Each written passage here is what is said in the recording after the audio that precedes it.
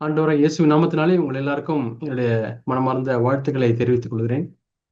அநேக நாட்களுக்கு பிறகு உங்கள் எல்லாரையும் பார்ப்பதிலே மிகுந்த சந்தோஷம்.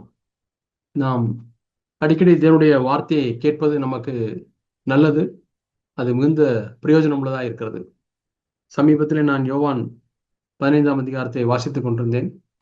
யோவான் 15ஆம் அதிகாரம் 3ஆம் வசனத்திலே இயேசு சொல்லுகிறார், என்னுடைய உபதேசத்தினாலே இப்பொழுதே நீங்கள் சுத்தமாயிருக்கிறீர்கள். அருமையான ஒரு வசனம். நாம் சுத்தமாய் இருப்பதற்கு ஒரு காரியத்தை ஆண்டவராய் இயேசு கிறிஸ்து சொல்லுகிறார். நான் உங்களுக்கு சொன்ன உபதேசத்தினாலே நீங்கள் இப்பொழுதே சுத்தமாய் இருக்கிறீர்கள். ஆகவே தேவனுடைய உபதேசத்தை நாம் படிக்கும் பொழுதும் கேட்கும் பொழுதும் அதை தியானிக்கும் பொழுதும் நாம் நமக்குள்ளே நம்ம அறியாமலே ஒரு சுத்திகரிப்பு நடந்து கொண்டே இருக்கிறது. நாம் சுத்திகரிக்கப்பட்டு கொண்டே இருக்கிறோம். சீஷர்களுக்கு தெரியவில்லை. இந்த வசனத்தை கேட்கும் வரை அவர்களுக்கு தெரியவில்லை. ஆனால் 15ஆம் அதிகாரத்தில் சொல்லுகிறார் இயேசு, நீங்கள் எல்லாரும் சுத்தமாய் இருக்கிறீர்கள். ஏனென்றால் நீங்களுடைய உபதேசத்தை எவ்வளவோ முறை நீங்கள் கேட்டிருக்கிறீர்கள். எத்தனையோ முறை மலை பிரசங்கம், பல இடங்களிலே இயேசு சீஷருக்கு அவர் ஐக்கியப்பட்டு பேசிக்கொண்டே இருந்தார். அவைகள் எல்லாம் ஜீவனுள்ள வார்த்தைகள். பேதுரு சொல்லுகிறார், யாரிடத்திலே போவோம்? நித்திய ஜீவ வசனம் உம்மிடத்திலே உண்டே என்று பேதுரு சொல்லுகிறார். ஆக ஒவ்வொரு முறையும் நாம் தேவனுடைய சமூகத்தில் வரும்பொழுது, தேவனுடைய பிரசனத்திலே வரும்பொழுது, தேவனுடைய வார்த்தைக்கு நாம் வரும்பொழுது அதிலே நாம் நித்திய ஜீவனை நாம் பெற்றுக்கொள்கிறோம். நம்முடைய வாழ்க்கையில சுத்திகரிக்கப்படுகிறோம். வசனமே சத்தியம், உடைய வசனத்தினாலே அவர்களை பரிசுத்தமாக்கும் என்று யோவான் 17ஆம் அதிகாரத்திலே நாம் வாசிக்கிறோம். அவருடைய நாமம் தேவனுடைய வார்த்தை என்று வெளிப்படுத்தின விசேஷத்திலே வாசிக்கிறோம். ஆதியிலே வார்த்தை இருந்தது, அந்த வார்த்தை தேவனிடத்தில் இருந்தது, அந்த வார்த்தை தேவனாய் இருந்தது என்று நாம் யோவான் 1ஆம் அதிகாரத்திலே 1-2 வசனங்களிலே நாம் வாசிக்கிறோம். அதே யோவான் நிருபங்களை எழுதும் பொழுது சொல்லுகிறார், நாங்கள் தொட்டதும் நோக்கி பார்த்ததும் கண்டதும் புழங்கினதும் ஆகிய தேவனுடைய வார்த்தை, இந்த ஜீவ வார்த்தையை குறித்து நான் உங்களுக்கு அறிவிக்கிறோம் என்று ஆண்டவராகிய இயேசுனுடைய வார்த்தையை உயர்த்தி பேசுகிறார். ஆகவேதான் நாம் எப்பொழுதெல்லாம் நமக்கு தருணம் கிடைக்கிறதோ அப்பொழுதெல்லாம் நாம் ஐக்கியத்துக்கு போவது நல்லது. ஐக்கியத்துக்கு போக முடியாமல் சிலர் இருக்கிறார்கள் என்று நான் அறிகிறேன். உங்களுடைய இங்கே இருக்கக்கூடிய நாடு, நீங்கள் இருக்கக்கூடிய தூரம், ஆகவே நடைமுறைக்கு இல்லாவிட்டாலும் இது போன்ற ஜூம் இணைப்பின் மூலமாக, ஆன்லைனின் மூலமாக நீங்கள் ஐக்கியப்படுவது மிகுந்த ஒரு பிரயோஜனத்தையும் ஆசீர்வாதத்தையும் நமக்கு கொடுக்கும். ஆண்டவர் சொல்கிறார், நீங்கள் கேட்ட வசனத்தினாலே, நீங்கள் கேட்ட உபதேசத்தினாலே இப்பொழுதே நீங்கள் சுத்தமாக இருக்கிறீர்கள். ஆகவே இந்த நாளிலே நாம் தேவனுடைய வார்த்தையை நாம் கேட்கும் பொழுதும் நம்முடைய உள்ளம் சுத்திகரிக்கப்படுகிறது, நம்முடைய மனது சுத்திகரிக்கப்படுகிறது. ஒரு பையன் தேவனுடைய மனிதனிடத்திலே, ஜார்ஜ் பர்வர் என்று எண்ணுகிறேன், அவரிடத்திலே போய் கேட்டாராம், நான் எவ்வளவு வசனத்தை படித்தாலும் அதனுடைய மனதிலே தங்குவதில்லை, அது மறந்து போகிறது என்று கேட்டாராம். அப்பொழுது அவர், நீ வா என்னுடன் என்று சொல்லி ஒரு வாய்க்கால், ஒரு ஆற்றன் கரைக்கு அவனை கூட்டிக் கொண்டு சென்றார். அங்கே ஒரு பக்கம் நிறைய மூங்கில் கூடைகள் அடுக்கப்பட்டிருந்தது. அந்த கூடைகளில் ஒன்றை எடு என்று சொன்னார். அந்த கூடையில் ஒன்றை எடுத்தான். நீ போய் அந்த ஆற்றிலே அந்த தண்ணீரை இந்த கூடையிலே முண்டு பக்கத்திலே உள்ள ட்ரம்ல நிரப்பு என்று சொன்னாராம். ஏன்னா இப்படி சொல்லுகிறார், சரி ஒருவேளை இந்த கூடை தண்ணீரை நன்றாக பிடிக்கும் என்று சொல்லி அவன் போய் அந்த ஆற்றிலே மூங்கில் கூடையை உள்ளே அள்ளுகிறான். கொஞ்ச நேரத்தில் அவ்வளவு தண்ணீரும் கொட்டி விடுகிறது. வேகமாய் வருகிறான். அந்த ட்ரம்ல கொட்டும் பொழுது ஒரு சில துளிகள் தான், சொட்டுகள் தான் அந்த ட்ரம்ல கொட்டுகிறது. இப்படி அவன் பல முறை போய் பார்க்கிறான். ஆனால் ட்ரம் நிறைவதற்கு அந்த எந்த ஒரு அறிகுறியுமே இல்லை. சோர்ந்து போய்விட்டான். பல முறைகள் செய்து சோர்ந்து போனோடனே அவன் நிறுத்து என்று சொன்னார். அப்பொழுது சொன்னான், ஐயா, இந்த கூடையை போய் கொடுத்திருக்கிறீர்களே, எவ்வளவு ஓட்டையான கூடை, இதில் எப்படி நான் தண்ணீரை எடுத்து அதில் மூற்ற முடியும்? ஒவ்வொரு முறையும் எடுக்கும் பொழுதெல்லாம் அது தண்ணீர் அதில் நிற்பதே இல்லை என்று சொன்னார். அப்பொழுது அவர் சொன்னாராம், அந்த கூடையும் நம்முடைய மனதை போலதான் இருக்கிறது. நம்முடைய மனதும் எவ்வளவுதான் தேவனுடைய வார்த்தையை உள்ளே போட்டுக்கொண்டே இருந்தாலும் அதெல்லாம் ஒழுகி போகிறது, அதில் தங்குவதில்லை, தேங்குவதில்லை. ஆனால் இப்பொழுது மற்ற கூடைகளையும் இந்த கூடைகளையும் ஒப்பிட்டு பார் என்று சொன்னாராம். பார்க்கும் பொழுது என்ன வித்தியாசம்? ஐயா, இந்த கூடை பளிச்சென்று சுத்தமாக இருக்கிறது சொன்னான். ஒவ்வொரு முறையும் அந்த தண்ணீரை அள்ளும் பொழுதெல்லாம் அந்த கூடை சுத்தமாய் கொண்டே இருக்கிறது. ஆனால் அது தெரிவதில்லை. இப்பொழுது அந்த கூடை மற்ற கூடைகளோடு கூட ஒப்பிட்டு பார்க்கும் பொழுது எவ்வளவு வித்தியாசம். அதுதான் அவர் சொன்னார், நீ வேத வசனத்தை வாசி, தியானி, படி, மனதில் தங்காவிட்டாலும் பரவாயில்லை, அதை பற்றி கவலைப்படாதே, ஆனால் ஒவ்வொரு முறையும் வாசி. அதே அந்த கூடை எப்படி சுத்தமாகிறதோ அது போல வேத வசனம் மனதிலே தங்காவிட்டாலும் அது உன்னை சுத்திகரித்து கொண்டே இருக்கும் என்று சொன்னாராம். அதுதான் தேவனுடைய வார்த்தை. ஆண்டவராய் இயேசு சொன்னார், என் உபதேசத்தினாலே இப்பொழுதே நீங்கள் சுத்தமாக இருக்கிறீர்கள். You are clean because of my டாக்டரின். You are clean because of my word. என்னுடைய வார்த்தையினாலே, என்னுடைய போதனையினாலே, என்னுடைய பிரசங்கத்தினாலே, என்னுடைய டிஸ்கோர்ஸ். அவர் எப்பொழுதுமே பிரசங்கிக்கவில்லை. சீஷர்களை கூட்டிக் கொண்டு போகும்போதெல்லாம் அவர் அவர்களோடு கூட உரையாடி கொண்டு போனார். அவர் அவர்களோடு கூட பேசி கொண்டு போனார். அப்பொழுது அந்த வார்த்தைகள் கூட அவர் அந்த சீஷர்களை சுத்திகரித்து கொண்டே இருந்தது. இன்னொரு வசனத்தை நான் வாசித்தேன். யோவான் என்ற சுவிசேஷம் 18ஆம் அதிகாரத்திலே 2ஆம் வசனம். யோவான் 18ஆம் அதிகாரம் 2ஆம் வசனத்திலே வாசிக்கிறோம். அங்கே 1ஆம் வசனத்திலே இயேசு கெத்ரோன் என்னும் ஆற்றுக்கு அப்புறம் போனார். அங்கே ஒரு தோட்டம் இருந்தது. அதிலே அவரும் அவருடைய சீஷரும் பிரவேசித்தார்கள். தோட்டம் என்று சொன்னால் யாரோ ஒருவருக்கு சொந்தமான தோட்டம். நல்ல வேலி கட்டியிருப்பார்கள், அல்லது காம்பவுண்ட் வால் போட்டிருப்பார்கள், ஒரு கேட் வைத்திருந்திருப்பார்கள். அந்த கேட்டுக்கு ஒரு பூட்டும் கூட போட்டிருப்பார்கள். அந்த பூட்டினுடைய சாவியை, ஒரு டூப்ளிகேட் சாவியை இயேசுக்கு வாங்கி வைத்திருந்திருப்பார். தம்முடைய அங்கியில உள்ள ஒரு பாக்கெட்ல போட்டு வைத்திருந்திருப்பார். ஏனென்றால் அந்த தோட்டம் இயேசுக்கு மிகவும் பிடித்ததா இருந்தது. அந்த கெத்ரோன் என்று வாசிக்கிறோம். கெத்ரோன் பள்ளத்தாக்கு என்று இன்னொரு வருஷன்ல வாசிக்கிறோம். அந்த பள்ளத்தாக்கில் ஒரு அழகான அருமையான தோட்டம், இயேசுக்கு மிகவும் பிடிக்கக்கூடிய ஒரு தோட்டம். ஏனென்றால் எந்த தொந்தரவும் இல்லை, அமைதியாக இருக்கக்கூடிய தோட்டம். அந்த தோட்டத்தின் நடுவில் உட்கார்ந்தால் அந்த ஆற்று தண்ணீர் ஓடக்கூடிய அந்த சப்தம் கேட்கும், பறவைகளுடைய சப்தம் கேட்கும். நிசப்தமான ஒரு இடம். அந்த இடத்தை ஆண்டவர் அதிகமாய் விரும்பினார். ஏனென்றால் அந்த இடத்துல போய் காத்திருந்து பிதாவுடைய சத்தத்தை கேட்பதற்கு ஏற்ற ஒரு இடமாய் இருந்தது. சீஷர்களும் அதே போல காத்திருந்து பிதாவுடைய சத்தத்தை கேட்பதற்கு ஏற்ற ஒரு இடம் என்று இயேசு நினைத்தபடினாலே 2ஆம் வசனத்திலே வாசிக்கிறோம், இயேசு தம்முடைய சீஷருடனே கூட அடிக்கடி அங்கே போயிருந்தபடினாலே. எத்தனை முறை என்று போடவில்லை, அடிக்கடி. அடிக்கடி என்ற வார்த்தைக்கு உங்களுக்கு அர்த்தம் தெரிய வேண்டுமானால், நீங்கள் அடிக்கடி என்ன செய்கிறீர்கள், அடிக்கடி நீங்கள் எங்கே போயிருக்கிறீர்கள் என்று யோசித்து பாருங்கள். அடிக்கடி நாம் மாலுக்கு போயிருப்போம், அடிக்கடி ஏதாவது ஜாமான்கள் வாங்க போயிருப்போம். அடிக்கடி போகக்கூடிய இடம் எது? அந்த இடத்தை போலதான் இயேசுக்கு இந்த இடம் இருந்தது. அடிக்கடி அடிக்கடி அந்த தோட்டத்துக்கு போனார். ஏனென்றால் தம்முடைய சீஷர்களுக்கும் அவர் கற்றுக் கொடுக்க வேண்டும். சீஷர்கள் தேவனத்திலே காத்திருப்பதற்கு அவர்கள் கற்றுக்கொள்ள வேண்டும். தாமும் அந்த தோட்டத்திலே போய் சற்று நேரம் சீஷர்களிடத்தில் ஏதாவது ஒரு காரியத்தை குறித்து பேசியிருந்திருப்பார். பின்னர் அமைதியாக அதை சற்று யோசித்து பாருங்கள், தியானித்து பாருங்கள் என்று சொல்லி அவர் சற்று அப்புறம் போயிருப்பார். ஒருவேளை சீஷர்கள் களைப்பா இருந்திருக்கலாம். சரி, சற்று நேரம் நீங்கள் ஒரு அரை மணி நேரம் தூங்கிக் கொள்ளுங்கள் என்று சொல்லி அவர்களை தூங்க வைத்து விட்டு இயேசு சற்று அப்புறம் போய், கெத்செமனே தோட்டத்தில் அப்படித்தானே செய்தார், சற்று அப்புறம் போய் அவர் ஜெபித்தார். ஆகவே அது அடிக்கடி போகக்கூடிய ஒரு இடமாய் இருந்தது. ஆண்டவராகிய இயேசு கிறிஸ்துவினுடைய வாழ்க்கையை நாம் தியானிக்கும் பொழுதும், அதை நாம் அறிந்து கொள்ளும் பொழுதும் எவ்வளவாய் நமக்கு அது ஒரு ஆசீர்வாதமாய் இருக்கிறது, எவ்வளவாய் நாம் அதிலிருந்து ஒரு பரவசத்தை பெற முடிகிறது, எவ்வளவாய் அதிலிருந்து நம்ம ஒரு உற்சாகத்தை பெற முடிகிறது. ஆகவே தான் 1 யோவான் 2ஆம் அதிகாரம் 6ஆம் வசனத்திலே வாசிக்கிறோம், அவரிலே நிலைத்திருக்கிறேன் என்று சொல்லுகிறவன் அவர் நடந்தபடியே தானும் நடக்க வேண்டும். He who says that he abides in Christ should walk like Christ walked. அவர் நடந்தபடியே தானும் நடக்க வேண்டும். அவன் ஆண்டவராக இயேசு கிறிஸ்துவை ஊழியத்திலே நாம் பின்பற்ற முடியாது. ஏனென்றால் இயேசு கிறிஸ்துவுக்கு என்ற ஊழியம் வேறு, அழைப்பு ஒவ்வொருவருக்கும் வேறு. இங்கே இருக்கக்கூடிய உங்களுடைய ஒவ்வொருடைய அழைப்பும் வேறாக இருக்கலாம். அப்படித்தான் தேவன் சபையில் ஜனங்களை வைத்திருக்கிறார். ஒவ்வொருவருடைய அழைப்பும் வெவ்வேறு. ஏனென்றால் நாம் ஒவ்வொருவரும் சரீரத்தில் வெவ்வேறு அவயவமாய் இருக்கிறோம். ஒருவர் கை போல இருக்கிறார், நன்றாக உதவி செய்யக்கூடியவர், நன்றாக வேலை செய்யக்கூடியவர். எதுக்கெடுத்தாலும் இந்த கை எவ்வளவு வேலை செய்கிறது பாருங்கள். ஒருவர் அந்த கை போல இல்லாமல் கண் போல இருக்கலாம்.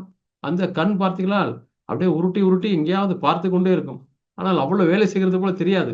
ஆனால் சில பேருக்கு கழுகு கண்கள் போல இருக்கும்.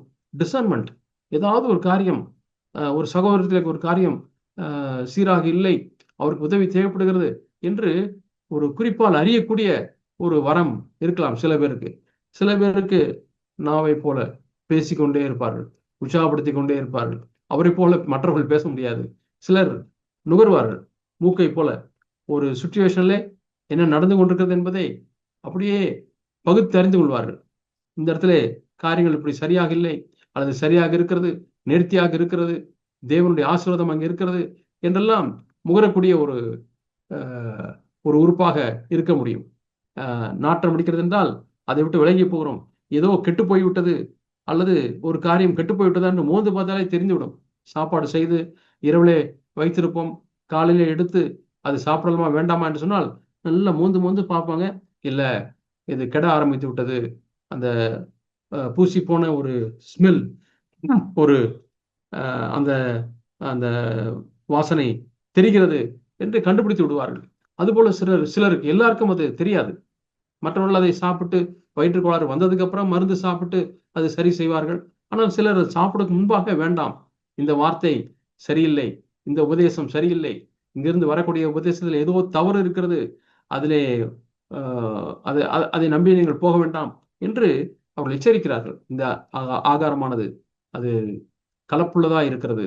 இதனுடைய வார்த்தையை குறித்து நான் வாசிக்கும் பொழுது களங்கமில்லாத ஞானப்பால் என்று நாம் வாசிக்கிறோம். களங்கமில்லாத ஞானப்பால் என்று வாசிக்கிறோம். அந்த ஆகாரத்தை நாம் புசிக்கும் பொழுது எந்த வயிற்று கோளாறும் ஏற்படாது. ஏன்னா பியோர் மில்க், துப்புரவான உபதேசம், ஹைஜீனிக் டாக்டரிங் என்று நாம் வாசிக்கிறோம். அவை நாம் தேவனுடைய பிள்ளைகளுக்காக நாம் நன்றி உள்ளவர்களாக இருக்க வேண்டும். விசேஷமாய் தேவன் நமக்கு கொடுத்த நல்ல மூத்த சகோதரருக்காக எப்படி கலப்பில்லாத தூய்மையான நல்ல உபதேசத்தை அவர் கொடுக்கிறார். இவ்வளோ உலகத்துல பலவிதமான உபதேசங்கள் மலிந்து காணப்படுகிறது.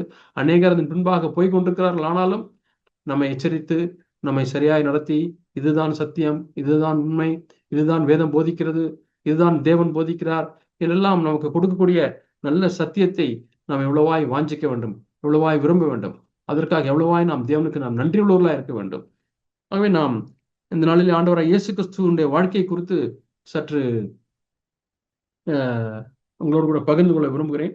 நான் தியானித்துக் கொண்டிருக்கும் பொழுது இப்படி நான் எழுதி வைத்தேன்: இயேசு கிறிஸ்துவும் தேவனுடைய வார்த்தையும், இயேசு கிறிஸ்துவும் ஜெபமும், இயேசு கிறிஸ்துவும் கீழ்ப்படிதலும், இயேசு கிறிஸ்துவும் பரிசுத்த ஆவியானவரும், இயேசு கிறிஸ்துவும் பரமபிதாவும், இயேசு கிறிஸ்துவும் தேவ சித்தமும், ஆண்டவர் இயேசு கிறிஸ்துவும் சபையும், இயேசு கிறிஸ்துவும் சீஷர்களும், இயேசு கிறிஸ்துவும் உறவினர்களும், இயேசு கிறிஸ்துவும் சமுதாயமும் அல்லது ஜனங்களும் என்று பலவாறு நாம் தியானிக்கலாம். இயேசு கிறிஸ்துவும் பணமும், அவருக்கு இருந்த பணத்தின் மீது இருந்த ஒரு மனப்பான்மை, பாவத்தின் மீது இருந்த மனப்பான்மை, பாவிகளின் மீது அவருக்கு இருந்த மனப்பான்மை, பிரமாணத்துவக்காரர்கள் லீகலிஸ்ட் அவர்களின் மீது இருந்த மனப்பான்மை, ஏழை மக்கள், ஒதுக்கப்பட்டவர்கள், அலட்சியம் படுத்தப்பட்டவர்கள், இப்படிப்பட்ட மக்களிடத்தில் இயேசு எப்படி நடந்து கொண்டார் என்றெல்லாம் இதை நாம் தியானிக்க தியானிக்க தியானிக்க தியானிக்க அதிகமாய் அந்த ஆண்டவருடைய மகிமையை நாம் பார்க்க முடியும். 2 கொரிந்தியர் 3ஆம் அதிகாரம் அதிலே வாசிக்கிறோம், beholding the glory of Jesus. கர்த்தருடைய மகிமையை கண்டு எங்கே நாம் பார்க்க முடியும்? அவருடைய வாழ்க்கையிலே பார்க்க முடியும், அவருடைய வேதத்திலே நாம் பார்க்க முடியும்.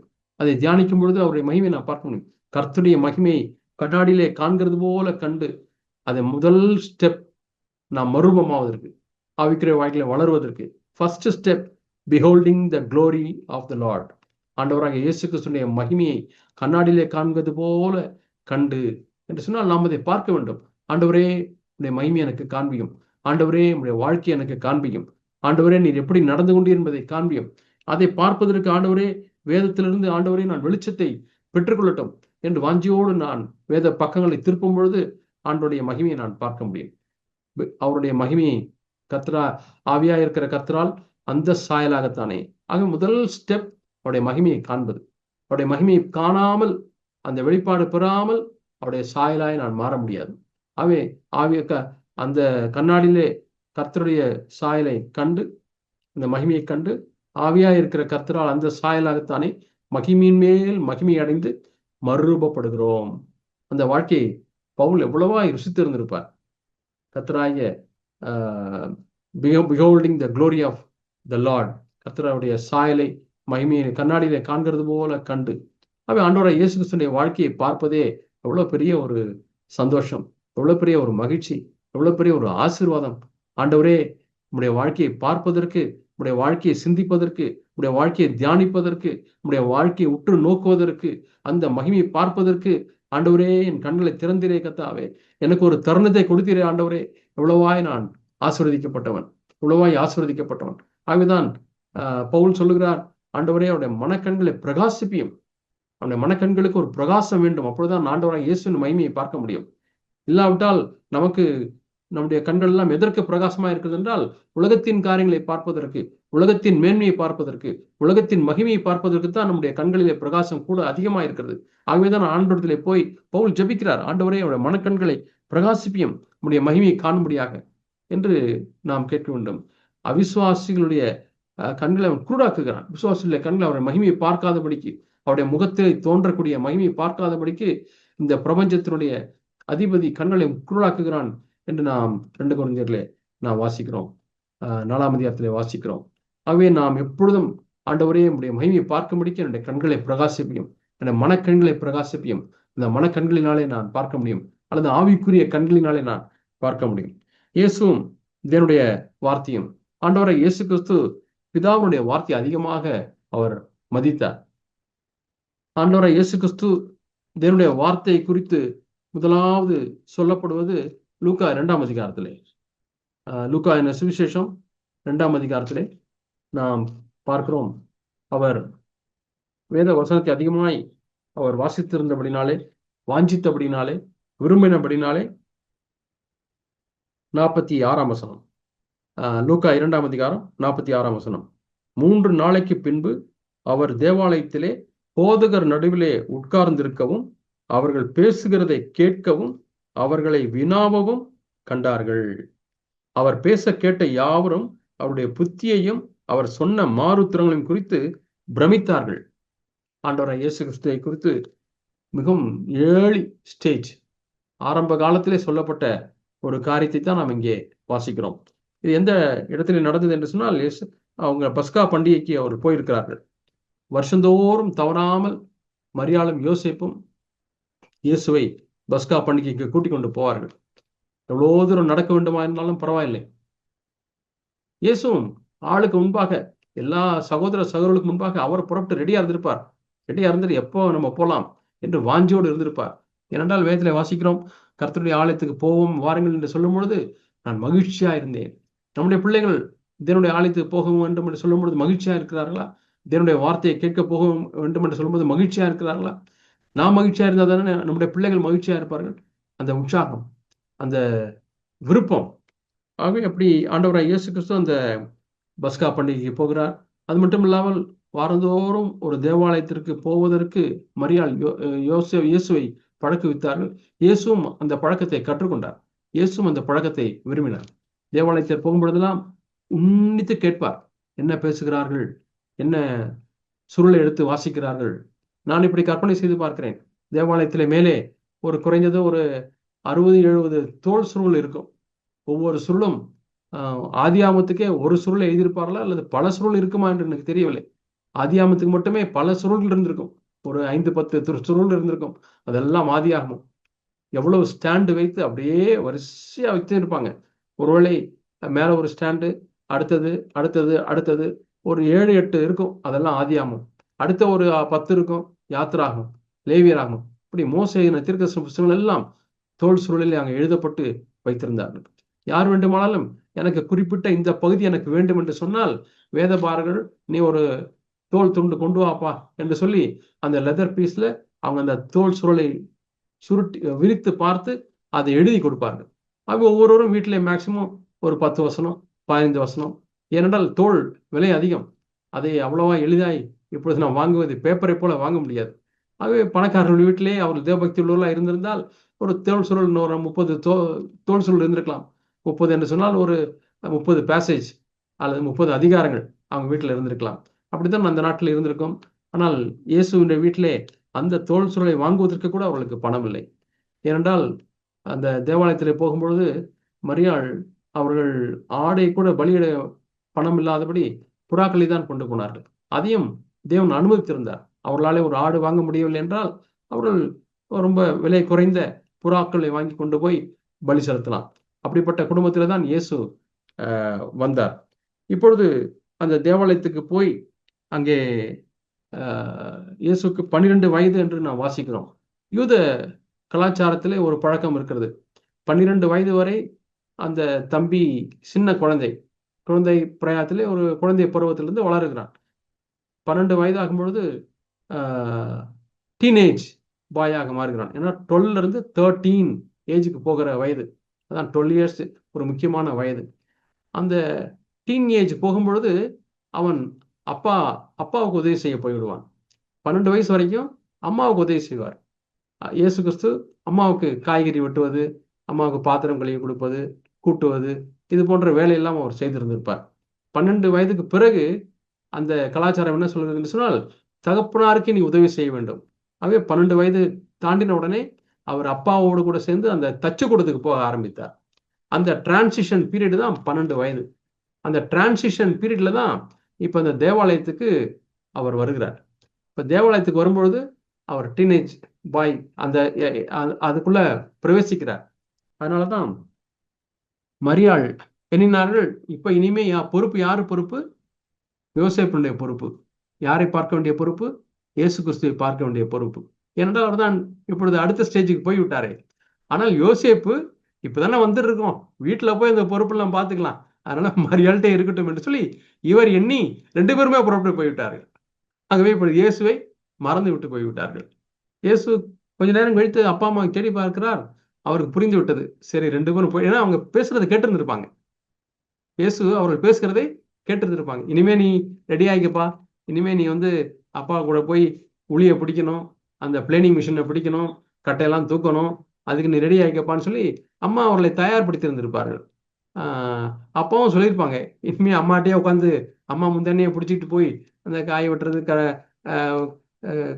அந்த கிச்சன் செய்கிற வேலையெல்லாம் கொஞ்சம் நீ மறந்துட்டு நீ என்கிட்ட வந்துடணும்னு சொல்லி அவர் சொல்லியிருப்பார்.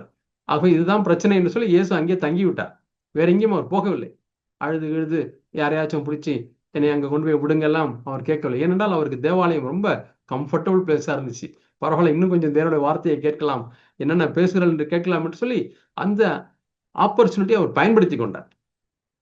அந்த ஆப்பர்ச்சுனிட்டியை பயன்படுத்தி கொண்டார். சரி, அப்பா அம்மா மறந்துட்டாங்க, எப்படி இருந்தாலும் வருவாங்க, நம்மளை கூட்டிட்டு போறதுக்கு வருவாங்க, அது வரைக்கும் நம்ம என்ன பண்ணலாம், தேவாலயத்தில் உட்கார்ந்து நாம் தேவனுடைய வார்த்தையை கேட்கலாம் என்று சொல்லி அந்த போதகர்களிடத்தில் உட்காருவதற்கு ஒரு 12 வயசு பையனுக்கு எப்படி ஒரு வாஞ்சை, விருப்பம் பாருங்க. விரட்டி விட்டுருப்பாங்க, உனக்கு என்னடா இங்க வேலை, போவா சொல்லிருப்பாங்க. இல்லை அங்கிள் நான் கொஞ்சம் உட்காந்துக்கிறேன், நீங்க தேவாலயத்திலாம் கேட்டிருக்கேன், இந்த வார்த்தையெல்லாம் கேட்டிருக்கேன், ஏசாயா படிக்கிறது எனக்கு ரொம்ப பிடிக்கும் அப்படிலாம் ஏதாவது சொல்லி இருந்திருப்பார். ஆகவே தான் அங்கே சரி சின்ன பையன் உட்காந்துட்டு போட்டோம் என்று சொல்லி விட்டுருந்திருப்பார்கள். அது மட்டும் இல்லை, எங்க அப்பா அம்மா என்னை விட்டுட்டு போயிட்டாங்க, வருவதற்கு வரைக்கும் நான் இங்கே உட்காந்துக்கிறேன் என்று சொல்லியிருப்பார். அங்கே உட்கார்ந்து அவர்கள் பேசுகிறதெல்லாம் கேட்கும் பொழுது அப்பப்ப ஒரு சின்ன கொஸ்டின் கேட்கிறார்.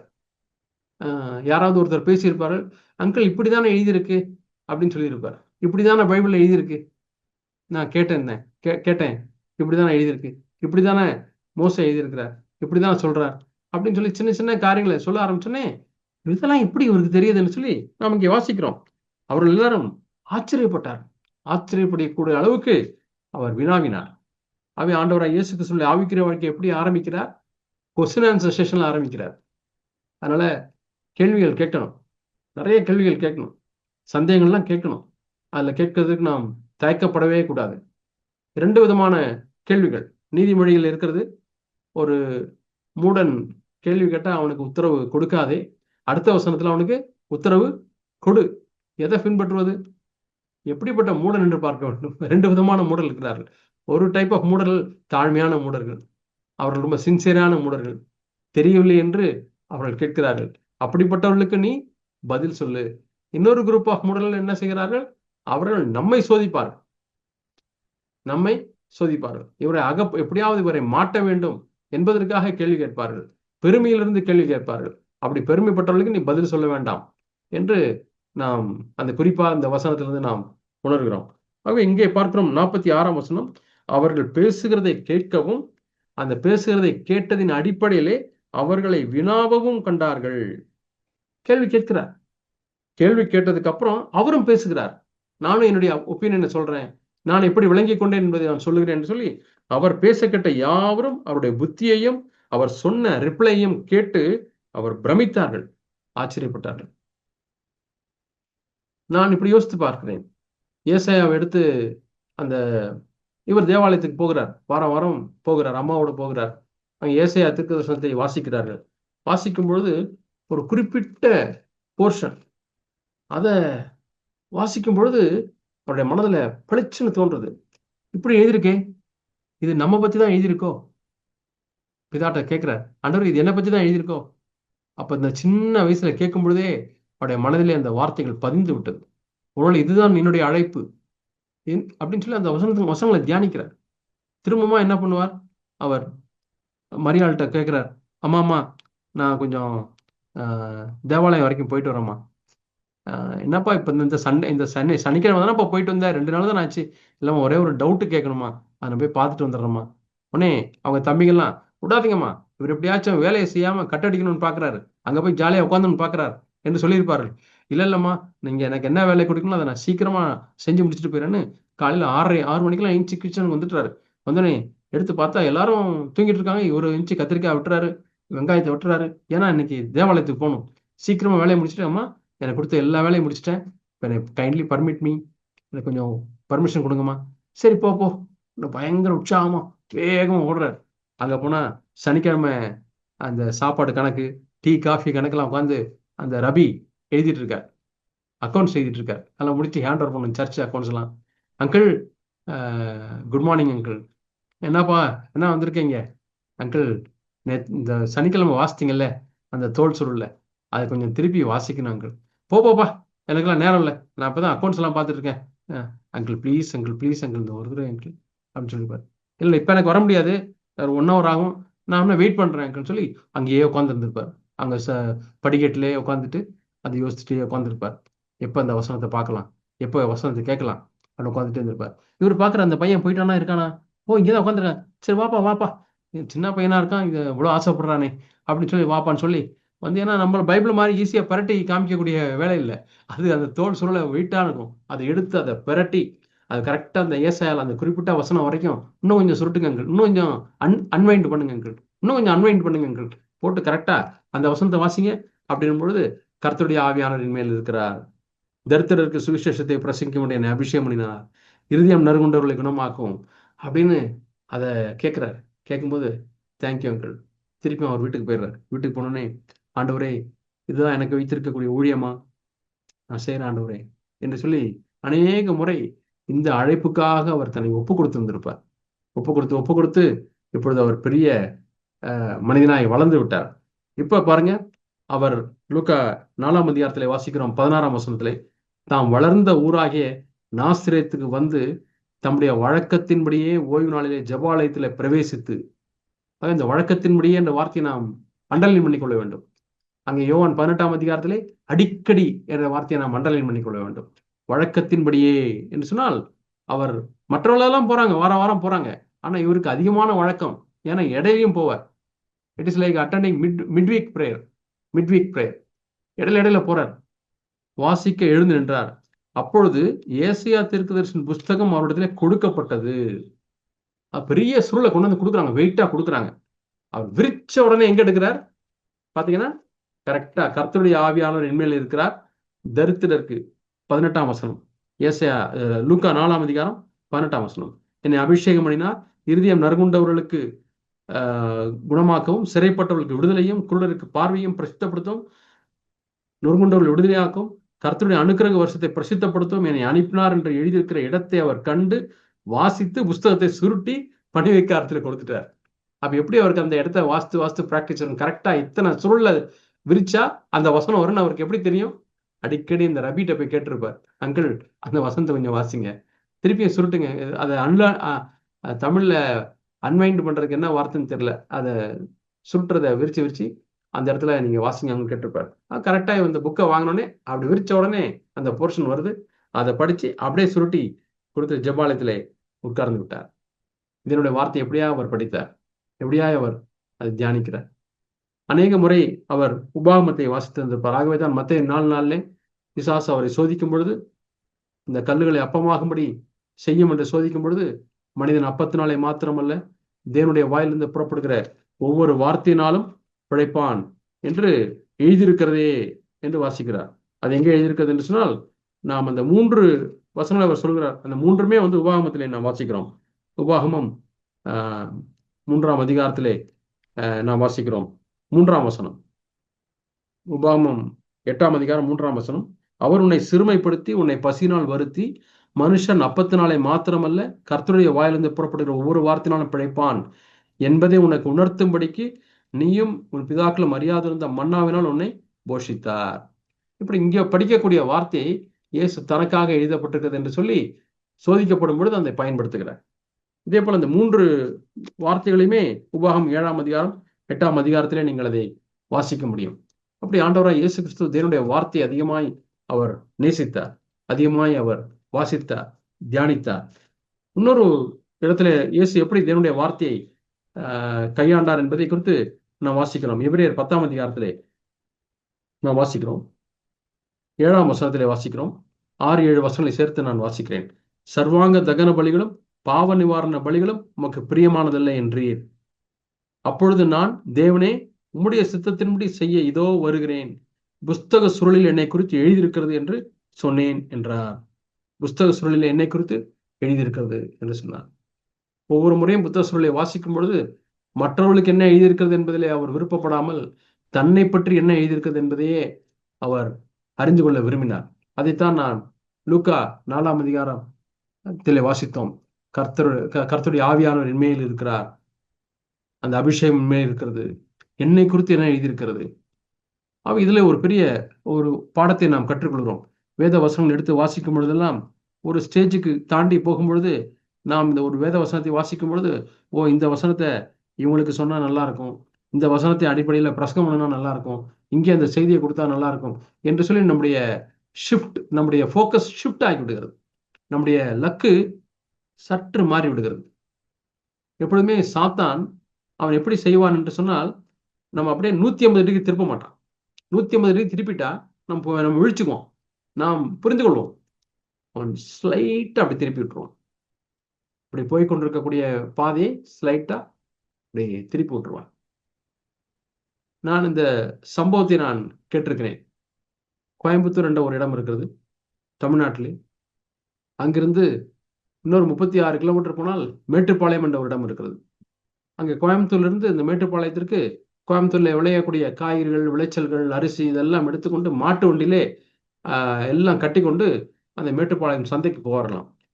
அப்ப ஒரு இரவு நேரம், அந்த நாட்களிலே, இது அந்த காலம், மாட்டு வண்டி போகக்கூடிய காலம். அப்ப இரவு நேரங்களிலே கொள்ளைக்காரர்கள், திருடர்லாம் வந்து விடுவார்கள் என்பதற்காக ஒரு 10-15 மாட்டு வண்டி ஒன்றாக புறப்பட்டு போகும், வரிசையா போகும். மாடு அது போயிட்டே இருக்கும், எல்லா மாடும் அதை பின்பற்றி போய்கொண்டே இருக்கும். அந்த நைட்டு டங்கு டங்குன்னு போய்கொண்டிருக்கும். அந்த மாட்டு வண்டி ஓட்டுறவங்கலாம் தூங்கிடுவாங்க. ஆனால் அந்த மாட்டுக்கு தெரியும், இந்த ரோட்டில் அந்த ஓரத்தில் அது பாட்டு போயிட்டே இருக்கும், அதுக்கு தெரியும், பழகி விட்டது. அந்த நாட்டிலே இந்த ரோடெல்லாம் இப்பொழுது இருக்கிறது போல அகலமான ரோடுகள் அல்ல. இந்த பஸ் ஓட்டிட்டு வருவாங்க, நைட் பஸ் எப்பயாவது 1-2 பஸ் தான் வரும். வந்து பைன் பைன் பைன் ஆன் அடிச்சுக்கிட்டே இருப்பாங்க. மாடு நவராது, அது பாட்டுக்கு நடு ரோட்டில் போய்கிட்டே இருக்கும். இப்போ இந்த டிரைவருக்கு ரொம்ப கோவம் வந்து ஒரு தடவை என்ன பண்ணிட்டாங்கன்னா, அந்த டிரைவரும் கண்டக்டரும் பஸ்ஸை ஓரம் கட்டி நிறுத்திட்டு நேராக முன்னாடி போய் இந்த ஃபர்ஸ்ட் மாடு இருக்குல்ல, அந்த மாட்டை வந்து ஒரு கயிறை இப்படி இழுக்கிறாங்க. இழுத்தோடனே என்ன ஆகும், அந்த மாடு இப்படியே வளையும். வளைச்சி திருப்பி விட்டுட்டாங்க. திருப்பி விட்டோன்னே எல்லா மாட்டு வண்டியும் அந்த மாடு பின்னாடியே வளைஞ்சு எல்லாம் திரும்பியும் கோயம்புத்தூர் பக்கம் போக ஆரம்பிச்சு. நல்ல விடையால வந்து மேட்டுப்பாளையம் வந்திருக்குன்னு நினச்சி மாட்டு வண்டி ஓட்டுறோம் விழிச்சு பார்த்தா திருப்பி புறப்பட்ட இடத்துக்கே வந்துருச்சு, கோயம்புத்தூருக்கே வந்துருச்சு. ஏன் அதை செய்தால் இனிமே அவங்க வந்து பாடம் கற்றுக் கொடுக்கணும். இனிமே இந்த மாதிரி இருக்கக்கூடாது, தூங்கக்கூடாது, ஒழுங்கா ஒரு ஆளாச்சும் முழிச்சு ஓட்டணும் முன்னாடி அப்படின்னு சொல்லி திருப்பி விட்டுறாங்க. பிரியமானவர்களே, நான் விழிப்பா இல்லை என்று சொன்னால் சாத்தான் நம்மையும் திருப்பி விட்டுவான். அவன் வந்து திருப்பும் போது இந்த 180 டிகிரி அபோட் மேல திருப்ப மாட்டான், ஸ்லைட்டா. சபையில ஒரு வார்த்தையை கேட்கும்போது கரெக்டா மனைவிக்கு நினைச்சிட்டே இருந்தேன், மனைவிக்கு சரியான வார்த்தை வருது, கரெக்ட். எட்டி பார்ப்போம், மனைவி கேட்கறாங்களா, தூங்கிட்டு இருக்காங்களா அப்படின்னு. அல்லது மனைவி அப்படி நினைக்கலாம், பரவாயில்ல, கணவனுக்கு ஏற்ற வார்த்தை, ஆண்டவரே நல்லா பேசுங்க, ஆண்டவரே நல்லா பேசுங்க, ஆண்டவரே உணர்த்துங்க, ஆண்டவரே. அந்த ஜெபத்துக்கு எப்படி ஆண்டவர் கேட்பேன் பதில் கொடுப்பார். ஆண்டவர், God is interested in you. என்னை குறித்து என்ன எழுதியிருக்கிறது ஆண்டவரே? என்னை குறித்து என்ன எழுதியிருக்கிறது? உங்களை குடும்ப ஜெபம் என்று வரும்பொழுது, எங்க அப்பா இருக்கும்போது எல்லாரும் ஒழுங்கா தேவனுக்கு, கடவுளுக்கு பயந்து எல்லாம் ஜெபம் பண்ணுவாங்க. தேவனுக்கு பயப்படக்கூடிய பயத்தோட ஜெபம் பண்ணுவாங்க. எங்க அப்பா இல்லை அப்படின்னா, என் தம்பி ஜெபம் பண்ண சொன்னா அவனுக்கும் அடுத்த தம்பிக்கு சண்டை வந்திருக்கும். ஆண்டவரை, அவனுக்கு இருக்கக்கூடிய எல்லா முரட்டாட்டத்தெல்லாம் நீக்கி போடுங்க ஆண்டவர், அப்படி இப்படின்னு சொல்லி இந்த ஜெபத்திலே அவனை என்னென்ன திட்டணுமோ எல்லாம் திட்டிடுறான். அவனும் செய்ய முடியாது, ஜெபம் பண்றான் அப்படின்னு சொல்லி. அதனால ஆண்டவரே, மனைவியை சந்தியும் ஆண்டவரே, மனைவி ஆண்டவரே மனதிருமை செய்யும் ஆண்டவரே. ஏன்னா நம்ம மனதிரும்ப மாட்டோம், ஆனா மனைவியுடைய மனதிரும்பலுக்காக அந்த வைராக்கியத்தினால நம்ம ஜெபம் பண்ணுவோம், எரிச்சல்னால நம்ம ஜெபம் பண்ணுவோம். அதுக்கு ஆண்டவர் செவி கொடுக்க மாட்டார். ஆகவே ஆண்டவரே, என்னை குறித்து என்ன எழுதியிருக்கிறது? மனைவியிடத்துல போய் உனக்கு என்ன எழுதியிருக்கு பாத்தியா, புருஷனுக்கு கீழ்ப்படின்னு அடங்கிறேன்னு சொல்லியிருக்கே, அப்படி இல்லை ஆண்டவரே, அது நீங்க பார்த்து நீங்க பேசுங்க ஆண்டவரே, எனக்கு அதுல நான் தலையிட மாட்டேன் ஆண்டவரே, நீங்க நடத்துங்க ஆண்டவரே. ஆனா நான் எவ்வளவோ பகுதியில நான் சரி பண்ண வேண்டியிருக்கு, நான் மனம் திரும்ப வேண்டியிருக்கு. என்னை குறித்து என்ன எழுதியிருக்கிறது? இயேசு படிக்கும் பொழுது அப்படிதான் வாசித்தார். ஆண்டவரே, உம்முடைய சித்தத்தின்படி செய்ய இதோ வருகிறேன். கொரிந்தியர்லே நாம் ஒரு வசனத்தை நான் வாசிக்கிறோம். 1 கொரிந்தியர் 15ஆம் அதிகாரத்தை என்று நினைக்கிறேன். அந்த இடத்துல நாம் என்ன வாசிக்கிறோம் என்றால், அவன் ஒளியின் தூதனுடைய வேஷத்தை தரித்து கொண்டு சாத்தான் வருகிறான். ஒளியின் தூதனுடைய வேஷத்தை தரித்து கொண்டு வருகிறானே என்று நாம் வாசிக்கிறோம். ஒளியினுடைய வேஷம் என்றால் என்ன? அவன் வெளிச்சத்தை காண்பிப்பான். ஒரு வசனம், ஒரு சத்தியம் பேசப்படும் பொழுது ஆண்டவர் நம்மிடத்தில் வெளிச்சத்தை காண்பிக்க விரும்புகிறார். சாத்தான் என்ன பண்ணுவான்? அது ஸ்லைட்டா திருப்பி இவனுக்கு தான் பேசுறாங்க, ஒருவேளை உங்கள் மனைவியா இல்லாம இருக்கலாம், வேறொரு சகோதரா இருக்கலாம், அவருக்கு தான் பேசுறாங்க என்று சொல்லி அப்படியே அவன் அந்த ஒளியை மாற்றி விடுவான், வெளிச்சத்தை மாற்றி வைத்து விடுவான். அதைத்தான் சாத்தான் செய்கிறான். ஆகவே சாத்தானுடைய தந்திரங்களை நாம் அறியாதவர்களாய் இருக்கக்கூடாது, சாத்தானுடைய தந்திரங்களை நாம் அறிந்தவர்களாய் நாம் இருக்க வேண்டும். ஒளியின் தூதனுடைய வேஷத்தை அவன் தரித்து கொண்டு நம்ம ஏமாற்றி விடலாம். அவை நாம் மிகுந்த ஜாக்கிரதையாக இருக்க வேண்டும். ஆகவே தேவனுடைய வார்த்தை ஆண்டவராக இயேசு கிறிஸ்து எப்படி கையாண்டார் என்று நாம் வாசிக்கிறோம். ஆண்டவரே, மனிதன் அப்பத்தினாலே மாத்திரமல்ல, தேவனிடத்திலிருந்து வாயிலிருந்து புறப்படுகிற ஒவ்வொரு வார்த்தையினாலும் பிழைப்பான், என்னை குறித்து எழுதியிருக்கிறதே என்று ஆண்டவர் அப்படி தேவனுடைய வார்த்தையை மதித்து அதற்கு தம்மை ஒப்பு கொடுத்தார். இரண்டாவது, ஆண்டவராக இயேசு கிறிஸ்துவும் ஜெபமும். ஆண்டவராக இயேசு கிறிஸ்துவனுடைய ஜெபம் எப்படி அவர் ஜெபித்தார்? முதலாவது நமக்கு ஜெபிக்க கற்றுக் கொடுத்தார். மத்தேயுவிலே நாம் வாசிக்கிறோம், பரமண்டலுக்கு எங்கள் பிதாவே, 6ஆம் அதிகாரத்தில் கற்றுக் கொடுத்திருக்கிறார்.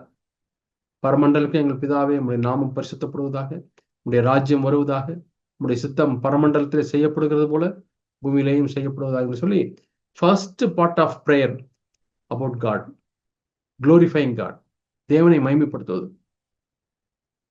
அதற்கு பிறகு நம்முடைய தேவைகள், தீமையினின்று எங்களை ரட்சித்துக் கொள்ளும், நாங்கள் மன்னிக்கிறது போல ஆண்டவரே எங்களுடைய பாவங்களை நீர் எங்களுக்கு மன்னியும் என்ற அந்த ஜெபத்தை சொல்லி முடித்து விட்டு அவர் எதை பற்றி பேசுகிறார்? மன்னிப்பை குறித்து பேசுகிறார். ஆகவே ஜெபத்திற்கும் நம்முடைய ஜெபம் கேட்கப்படுவதற்கும் மன்னிக்கப்படுவதற்கும் மிகுந்த தொடர்பு இருக்கிறது. ஆகவே நம்முடைய ஜெபம் கேட்கப்படவில்லை என்றால் முதல் காரணம், நாம் மன்னித்திருக்கிறோமா? நாம் மன்னிக்காதபடி யாராவது இருக்கிறார்களா?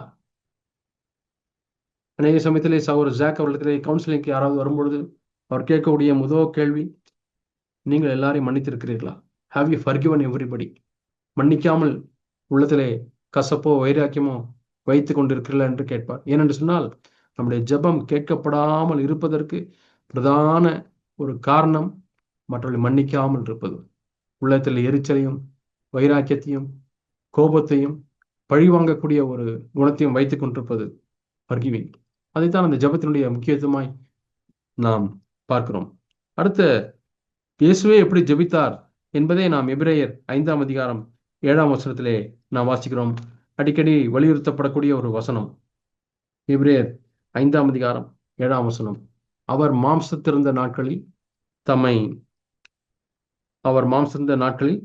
தம்மை மரணத்தின்று ரட்சிக்க வல்லமுள்ளவரை நோக்கி பலத்த சத்தத்தோடும் கண்ணீரோடும் விண்ணப்பம் பண்ணி வேண்டுதல் செய்து தமக்கு உண்டான பயபக்தி நிமித்தம் கேட்கப்பட்டு. அவர் குமாரனாய் இருந்தும் பட்ட பாடுகளினாலே கீழ்ப்படுதலை கற்றுக்கொண்டு பூரணரான பின்பு தமக்கு கீழ்ப்படுகிற யாவருக்கும் நித்திய ரட்சிப்பை அடைவதற்கு காரணராகி என்று நாம் வாசிக்கிறோம். ஆண்டவராய் இயேசு கிறிஸ்துவும் அவர் 2 கொரிந்தியர் 13ஆம் அதிகாரத்தில் வாசிக்கிறோம், பலவீனராய் அவர் சிலுவிலே அறையப்பட்டார். இந்த இடத்துல அவர் ஜெபிக்கும் பொழுதும் ஒரு பலவீனராய் அவர் ஜெபிக்கிறார். ஆண்டவரே, நான் சோதிக்கப்படுகிறேன். ஏனென்றால் நம்மை போல ஒரு மாம்சத்திலே வந்தவர், நம்மை போல மாம்சத்திலே வந்த அப்படின்னாலே அவர் பிதாவிடத்தில் கேட்கிறார், ஆண்டவரே, I am tempted, I can fall at any time. ஆண்டவரே, நான் மரணத்திலிருந்து ரட்சிக்கப்பட வேண்டுமே என்று சொல்லி அவர் பலத்த சத்தத்தோடும் கண்ணீரோடும் ஜெபிக்கிறார். பலத்த சத்தம், கண்ணீர் எதை குறிக்கிறது என்று சொன்னால் அவர் பிதாவையே சார்ந்திருக்கிறார். நான் என்னை சார்ந்தில்லை, என்னுடைய சொந்த பலனை சார்ந்தில்லை. எனக்கு என்னுடைய நம்பிக்கை, தன்னம்பிக்கை, என்னுடைய கான்பிடன்ஸ், என்னுடைய தைரியம் இல்லை. அவர் எப்பொழுதும் பிதாவானவரையே சார்ந்திருந்தார். ஆகவேதான் சொல்லுகிறார், நீங்களும் திராட்சை கொடியாக நீங்கள் செடியாக என்னோடு கூட இணைந்திருங்கள் என்று அவர் சொல்லுகிறார். ஏனென்றால் அவர் பிதாவிடத்தில் அப்படி இணைந்திருந்தார். பல இடங்களில் சொல்கிறார், என்னுடைய பிதா இல்லாமல் என்னால ஒன்றும் செய்ய முடியாது, பிதா இல்லாமல் மனுஷகுமாரனால ஒன்றுமே செய்ய முடியாது என்று சொல்லி அடிக்கடி அவர் பிதாவை அக்னாலேஜ் பண்ணுகிறார். நம்முடைய வாழ்க்கையில் எப்படி நாம் தேவனை நம்ம அக்னாலேஜ் பண்ணுகிறோமா? நான் செஞ்சிருவேன், என்னால முடியும், ஐ நோ இட் என்று நாம் சொல்லுகிறோமா? இல்லை. ஆண்டவரே, உடைய கிருபினாலே, உடைய பலத்தினால ஆண்டவரே நான் செய்கிறேன். ஆண்டவரே, என்னால ஒன்றும் முடியாது கர்த்தாவே. அருமையான ஒரு தமிழ் பாடல் இருக்கிறது, உம்மால் அன்றி என்னால் ஆகும் என்று சொல்ல ஒன்றுமில்லை. அருமையான ஒரு பாடல். நான் 1977ஆம் ஆண்டு என்று எண்ணுகிறேன், 77 தான். அப்பொழுது நான் கூட்டத்துக்கு போயிருந்தேன். முதல் இந்த பாட்டை கட்டினவர் அந்த பாட்டை பாடுகிறார். அவ்வளவு ஆசீர்வாதமாக இருந்தது. முதல் பாடுகிறார். அருமையான பாடல். கொடியானது என்றும் தனியே கனி தராது, செடி தனி தராது, கொடியில் நிலைத்திருந்தால்தான் கனி தரும் என்று வாசிக்கிறோம். நல்ல அந்த பாடலை பாடுகிறோம். உம்மால் அன்று என்னால் ஆகும் என்று சொல்ல ஒன்றும் இல்லை. அது ஒரு ஆட்டிடியூட். ஏதோ வார்த்தைகளினாலே நாம் சொல்வதல்ல, அது நம்முடைய வாழ்க்கையாய் மாற வேண்டும். ஆண்டவரே, என்னால் முடியலப்பா, எனக்கு உதவி செய்யுங்க ஆண்டவரே, இந்த காரியத்தை எப்படி செய்யுதுன்னு எனக்கு தெரியல, ப்ளீஸ் ஹெல்ப் மீ லார்ட். உங்களுடைய உதவி இல்லாமல் என்னால் செய்ய முடியாது ஆண்டவரே. I need your anointing Lord, I need your strength Lord. உங்களுடைய பலன் எனக்கு தேவை ஆண்டவரே, உங்களுடைய வழிநடத்தல் எனக்கு தேவை ஆண்டவரே. ஆண்டவரே, இப்ப குடும்பத்துல எனக்கும் மனைவிக்கும் ஒரு ஒன்னஸ் இல்லை ஆண்டவரே, எப்படி சமாதானம் பண்றேன்னு தெரியல கத்தாவே. உங்களுடைய ஞானத்தை தாங்க ஆண்டவரே, பேச வேண்டிய வார்த்தையை தாங்க ஆண்டவரே, நீங்க போடுங்க ஆண்டவரே வார்த்தையை. ஆண்டவரை கேட்கணும். ஆண்டவரை சார்ந்து கொள்ளக்கூடிய ஒரு ஜீவியம், அதைத்தான் இந்த வசனம் நமக்கு போதிக்கிறது. பலத்த சத்தத்தோடும் கண்ணீரோடும் என்று சொன்னால் ஹெல்ப்லெஸ் டிபெண்டன்ஸ் ஆன் காட். அதுதான் விசுவாசம். விசுவாசத்துக்குரிய பெஸ்ட் டெஃபினிஷன் நம்முடைய சகோதரர் சகரியாப்பன் அவர்கள் சொல்லுவார்கள், helpless dependence on God, that is faith. தேவனையே சார்ந்து கொள்ளக்கூடியது. ஒருவேளை நமக்கு பெரிய விசுவாசம் இல்லாமல் இருக்கலாம், ஆனால் சின்ன விசுவாசம் பெரிய தேவனிலே இருக்கிறதா? Have you got a little faith on big God? that matters. அதுதான் நம்ம இந்த இடத்துல நாம் வாசிக்கிறோம். ஆண்டவராய் இயேசு அவர் கண்ணீர் விட்டு அவர் ஜெபிக்கிறார். எருசலேமை பார்க்கும் பொழுது அவர் கண்ணீர் விடுகிறார். மரித்த லாசரை பார்க்கும் பொழுது, மரித்த லாசரை பார்க்க முடியாது போயிருந்திருக்கிறார். அங்கே மரியாளையும் மார்த்தாளையும் பார்க்கும் பொழுது அவர்களோடு கூட சேர்ந்து தாமும் அவர் கண்ணீர் விடுகிறார். He had a heart of compassion. மனதுருக்கம் உள்ள ஒரு இருதயம் அவருக்கு இருந்தது. ஆண்டவர், எனக்கும் அந்த மன உருக்கத்தை எனக்கு தாரும் ஆண்டவரே என்று நாம் கேட்க வேண்டும். அடுத்த காரியத்தை நாம் பார்க்கிறோம். இதே வசனத்திலே நாம் இப்பொழுது பார்த்தோம், அவர் குமாரனாக இருந்தும் பட்ட பாடுகளினாலே கீழ்ப்படுதலை அவர் கற்றுக்கொண்டார். He had to learn obedience. அப்பனா ஒரு கேள்வி கேட்கலாம், அப்ப அவர் கீழ்ப்படியாம இருந்தாரா என்று ஒரு நியாயமான ஒரு கேள்வி கேட்கலாம். இல்லை, இயேசு ஒரு காலம் அவர் கீழ்ப்படியாமையில் இருந்ததே இல்லை. ஆனால் கீழ்ப்படிதலே ஒரு நிலையிலிருந்து அடுத்த நிலை, அடுத்த நிலையிலிருந்து அடுத்த நிலை, அதுக்கு கற்றுக்கொண்டே போய்கொண்டே இருக்கிறார். அவர் எப்படி அந்த கீழ்ப்படிதலை கற்றுக்கொண்டார்னால் பட்ட பாடுகளினாலே கீழ்ப்படிதலை கற்றுக்கொண்டார். ஒபீடியன்ஸ்க்கு ஒரு சஃபரிங் இருக்கிறது. சஃபரிங் என்று சொன்னால் என்னால் நம்முடைய சுயம் அது கீழ்ப்படிய மறுக்கிறது. அந்த சுயத்தை நான் மரணத்துக்கு ஒப்புக் கொடுக்கும் பொழுது, அந்த சுயத்தை நான் சிலுவையில் அறைய ஒப்புக் கொடுக்கும் பொழுது அங்கே ஒரு வேதனை இருக்கிறது, ஒரு வலி இருக்கிறது, ஒரு பாடு இருக்கிறது. அதுதான் நம்ம இங்கே வாசிக்கிறோம். பட்ட பாடுகளினாலே அவர் கீழ்ப்படுதலை கற்றுக்கொண்டார். எத்தனையோ முறை அவருடைய சொந்த சித்தம் இப்படி செய்ய வேண்டும் என்று சொல்லுகிறது. அவருடைய சொந்த சித்தம் ஒரு காலம் பாவம் அல்ல. அவருடைய சொந்த சித்தம் ஊரில் இந்த ஊர்ல இருந்து ஊழியம் செய்யலாம். லூக்கா சுவிசேஷத்துல வாசிக்கிறோம், அந்த அந்த ஊர்ல பெரிய அற்புதம் நடந்து கொண்டிருக்கிறது. ஜனங்கள் எல்லாரும் நீங்கள் இங்கேயே தங்கிவிடுங்கள் என்று கேட்கிறார்கள். ஆனால் பிதா சொல்கிறார், இல்ல, அடுத்த ஊருக்கு நீ போ என்று சொல்கிறார். அப்ப அந்த இடத்துல தம்முடைய சுயத்தை மரணத்துக்கு ஊற்றுவதற்கு, சுயத்தை செல்வில் அறைவதற்கு அங்கே ஒரு பாடு. ஆண்டவரே, நான் ஜனனுடைய மகிமையை நான் தேடவில்லை, உம்முடைய மகிமையை நான் தேடுகிறேன். அதைத்தான் நாம் வேதத்திலே நாம் வாசிக்கிறோம். எப்பொழுதும் ஆண்டவரே, நான் உம்முடைய மகிமையை மட்டுமே நான் தேடட்டும், மக்களால் வருகிற மகிமை அல்ல, தேவனால் வருகிற மகிமை மட்டுமே நான் தேடட்டும். இயேசு அப்படித்தான் வாழ்ந்தார். தேவனால் வருகிற மகிமை மட்டும் அவர் தேடி அவர் வாழ்ந்தார். ஆண்டவரை இயேசு கிறிஸ்து எப்படி ஜெபித்தார் என்று இந்த வசனத்திலே நான் வாசிக்கிறோம். எப்படி அவர் கீழ்ப்படிந்தார் என்று நாம் வாசிக்கிறோம். லூக்கா 2ஆம் அதிகாரத்திலே ஏர்லி இன் இஸ் லைஃப், வாழ்க்கையின் ஆரம்பத்திலேயே அவர் கீழ்ப்படிதலை கற்றுக்கொண்டார். அவர் நாசத்திலே சென்று அவர் பெற்றோருக்கு கீழ்ப்படிந்து அடங்கி இருந்தார் என்று வாசிக்கிறோம். இன்றைக்கு அநேக கிறிஸ்தவ ஸ்தாபனங்களிலே இந்த சப்மிஷன் என்ற வெளிச்சத்தை அவர்கள் பெறவில்லை. ஆனால் ஆண்டவராய் இயேசு கிறிஸ்து அவர் சப்மிஷனை நம்முடைய சீஷர்களுக்கு கற்றுக் கொடுத்தார், அடங்கி இருப்பதை குறித்து கற்றுக் கொடுத்தார். அந்த சப்மிஷன்ல தான் விசுவாசம் வளருகிறது. நூற்றுக்கு அதிபதியை பார்க்கும் பொழுது அந்த நூற்றுக்கு அதிபதி சொல்கிறார், ஒருவனை போ என்றால் போகிறான், உடனே நான் வா என்றால் வருகிறான், ஏனென்றால் நானே அதிகாரத்தை கீழ்பட்டிருக்கக்கூடிய மனிதன் என்று இயேசு சொல்லும் பொழுது, இப்படிப்பட்ட விசுவாசத்தை நான் காணவில்லையே என்று இயேசு சொல்லுகிறார். அந்த மேன் அண்டர் அத்தாரிட்டி, அதை எப்பொழுதும் நாம் உணர்ந்திருக்க வேண்டும். மற்றவருடைய பவுண்டரியை நாம் எப்பொழுதும் மதிக்க வேண்டும். ஒரு கணவனுக்கென்று ஒரு பவுண்டரி இருக்கிறது, மனைவிக்கென்று ஒரு பவுண்டரி இருக்கிறது. கணவன் மனைவனுடைய பவுண்டரி மதிக்கிறாரா?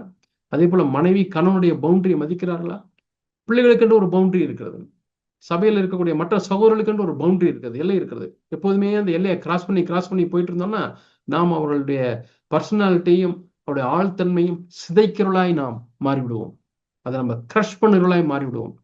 அந்த பிரச்சனையிலேயே அவர் வளர்ந்து கொண்டே இருப்பார்கள். இல்லை, okay, that is your area, I don't want to enter in, you decide. சொல்ல வேண்டும். எல்லாத்துக்கும் நான் தான் டிசிஷன் எடுப்பேன், எல்லாத்துக்கும் அப்பா தான் கேட்கணும், எல்லாத்துக்கும் கணவன் தான் டிசிஷன் எடுப்பாரு, மனைவி எல்லாத்துக்கும் என்னை தான் கேட்கணும். இல்லை, என்ன குழம்பு வைக்கணும், that is her boundary, leave it to her. ஏன் இதை வச்சுங்க, ஏன் அதை வைக்க தெரியாதா, அப்படிலாம் நம்ம கேட்கக்கூடாது. இல்லை, we have to respect that boundary. அது அவங்களுக்குன்னு இருக்கக்கூடிய ஒரு வட்டம், அந்த வட்டத்தை நாம் மதிக்க வேண்டும். இயேசு அப்படித்தான் வாழ்ந்தார். இயேசு அப்படித்தான் மற்றவர்களையும் மதித்தார், மற்றவர்களுடைய பவுண்டரியை அவர் மதித்தார். ஆண்டவராய் இயேசு கிறிஸ்து அப்படி மதித்தார். அவை ஆண்டவராய் இயேசு கிறிஸ்துவின் கீழ்ப்படிதலை குறித்து லூக்கா 2ஆம் அதிகாரத்திலே வாசிக்கிறோம். எபிரேயர் 5ஆம் அதிகாரத்திலே 8ஆம் வசனத்திலையும் நாம் வாசிக்கிறோம். சங்கீதத்திலையும் நாம் வாசிக்கிறோம். 119ஆம் சங்கீதத்துல டிஃப்ரெண்ட் கைண்ட்ஸ் ஆஃப் ஒபீடியன்ஸ் இருக்கிறது. Different kinds of obedience. Immediate obedience, delayed obedience is disobedience என்று சொல்வார்கள். காலம் தாழ்ந்து கீழ்ப்படிதல் அது கீழ்ப்படியாமைக்கு சமம். ஆகவே தேவன் ஏதாவது ஒரு காரியத்தை உணர்த்துகிறார் என்றால் எவ்வளவு நாம் தள்ளி கீழ்ப்படுகிறோம் அல்லது உடனடியாக நாம் கீழ்ப்படுகிறோமா? Delayed obedience is disobedience. Joyful ஒபீடியன்ஸை குறித்து நாம் வாசிக்கிறோம். சந்தோஷமாய் கீழ்ப்படுகிறோமா? நடந்தாலும் இப்படி சொல்லிட்டான், வேற வழியே இல்லை, சே எப்படா இருந்தாலும் மாறி போவான் என்று சொல்லி வேலை ஸ்தலத்தில் நாம் அப்படி ஒரு அதிருப்தியோடு கூட நாம் கீழ்ப்படைந்திருக்க முடியும். அது தேவனுக்கு பிரியமல்ல. இல்லை ஆண்டவரே, ஒரு சந்தோஷத்தோடு கூட கீழ்ப்படிய நாம் விரும்புகிறோம், ஒப்பு கொடுக்கிறோம். Immediate obedience, joyful obedience, cheerful obedience. அப்படி நாம் தேவனுக்கு நம்மை ஒப்பு கொடுக்கும் பொழுது, கீழ்ப்படியும் பொழுது அதில் அநேக ஆசீர்வாதங்களை நாம் பெற்றுக்கொள்கிறோம். அது Jesus Christ and Holy Spirit. ஆண்டவராய் இயேசு கிறிஸ்து தம்முடைய ஆவிக்குரிய வாழ்க்கை ஆரம்பிக்கும் பொழுதே பரிசுத்த ஆவியானுடைய அபிஷேகத்திலே தான் ஆரம்பித்தார். அவர் யோவான் இடத்திலே ஞானஸ்நானம் பெற்று கரையேறும் பொழுதே பரத்திலிருந்து ஒரு சத்தம் கேட்கிறது, வானம் திறக்கப்பட்டு இவர் என்னுடைய நேசகுமாரன், இவர்களை நான் பிரியமாய் இருக்கிறேன் என்ற சத்தம் கேட்கிறது. ஆவியான ஒரு புறாவை போல வந்து அவர் மீது அமருகிறார். யோவானுக்கு இயேசு பிதா சொல்லியிருந்தார், பரிசுத்த ஆவியானவர் யார் மீது வந்து அமருகிறாரோ அவரே தேவனுடைய குமாரன். ஆகவே அதை பார்த்த மாத்திரத்திலே யோவான் ஸ்நானகன் சத்தமிட ஆரம்பித்து விட்டார். ஓ, உலகத்தை பாவத்தை சுமந்திருக்கிற தேவகுமாரன், தேவ ஆட்டுக்குட்டி என்று சொல்லி சத்தமிட ஆரம்பித்த உடனே இவருடைய சிஷ்யர்களாலும் அவர் பின்னாக போக ஆரம்பித்து விட்டார்கள். ஆனாலும் யோவானுக்கு அதை குறித்து வருத்தம் இல்லை, அவர் சந்தோஷம்தான் பட்டார். அவர் என்ன சொன்னார்? நான் சிறுகவும் அவர் பெருகவும் வேண்டும். போங்க, நீங்க போனாலும் எனக்கு வருத்தமே இல்லை, அவருக்கே சிஷ்யராக மாறிடுங்க. ஏன்னால் அவர்தான் தேவனுடைய குமாரன், உலகத்தின் பாவத்தை சுமந்து தீர்க்க வெளிப்பட்டார் என்று சொல்லி அவர்களை சந்தோஷமாய் யோவான் சொன்ன அனுப்பினார். நம்முடைய வாழ்க்கையில் அப்படிப்பட்ட ஒரு எண்ணம் இருக்கிறதா? பரிசுத்த ஆவியானவர் இயேசு மீது வந்து அமர்ந்தார். அவர் வனாந்திரத்திலே போகும்பொழுது ஆவியானவர் அவரை ஞானஸ்நானம் பெற்ற உடனே அவரை ஆவியானவர் வனாந்திரத்துக்கு கொண்டு போனார். ஒருவேளை ஒரு சிலர் நீங்கள் ஞானஸ்நானம் பெற்ற உடனே அதிகமாக சோதிக்கப்பட்டிருந்திருப்பீர்கள். நான் அப்படித்தான். நான் ஞானஸ்நானம் எடுக்கும் பொழுது இனிமேல் சோதனையே நமக்கு வராது என்று எண்ணினேன். தேவதூதரை போல வாழப்போகிறோம் என்று எண்ணினேன். ஆனால் ஞானஸ்நானம் எடுத்து வீட்டுக்கு போனதுதான் பயங்கர சோதனை. என்னுடைய தம்பிமார்கள் மூலமாக என்னை கோபப்படுத்துகிறார்கள். எனக்கு கோபம் வந்து அடித்து விடுகிறேன், அதை திட்டி விடுகிறேன், பேசி விடுகிறேன், ஏதோ செய்து விடுகிறேன். என்னடா உண்மையாலுமே நம்ம ஞானஸ்நானம் எடுத்தோமா? என்ன இப்படி இருக்கே? இன்னும் குழம்பி போய் விட்டேன். நான் நினைத்தேன் பாவத்துக்கு மரித்தேன் என்று சொல்லி வேதத்திலே வாசிக்கிறோமே, பாவமே செய்ய மாட்டாங்க, சோதிக்கப்படவே மாட்டான் என்று எண்ணினேன். ஆனால் அன்றைக்கு சத்தியத்தை தெளிவாய் சொல்வதற்கு யாரும் இல்லை. எனவே குழப்பமடைந்து போய் பாஸ்டர்கிட்ட போய் கேட்டேன், இந்த மாதிரி நான் சோதனையில சோதிக்கப்படுறேன், நான் விழுந்து போறேன், எனக்கு என்ன ஏதாவது ஹெல்ப் பண்ணுங்க அப்படின்னு சொல்லும்போதே முழங்கால் படியிட்டு 100 முறை ஸ்தோத்திரம் ஸ்தோத்திரம் ஸ்தோத்திரம் ஸ்தோத்திரம் ஸ்தோத்திரம் என்று சொல்லு என்று சொன்னார்கள். ஆனால் அதிலும் எனக்கு விட்டு கிடைக்கவில்லை. ஆனால் பின்னர் தான் நான் அறிந்து கொண்டேன், சோதிக்கப்படுவது பாவம் அல்ல. நாம் ஞானஸ்நானம் எடுத்து விட்டால் நம்முடைய மாம்சம் மரித்து விடுவது கிடையாது. மாம்சம் நம்மோடு கூட தான் இருக்க போகிறது.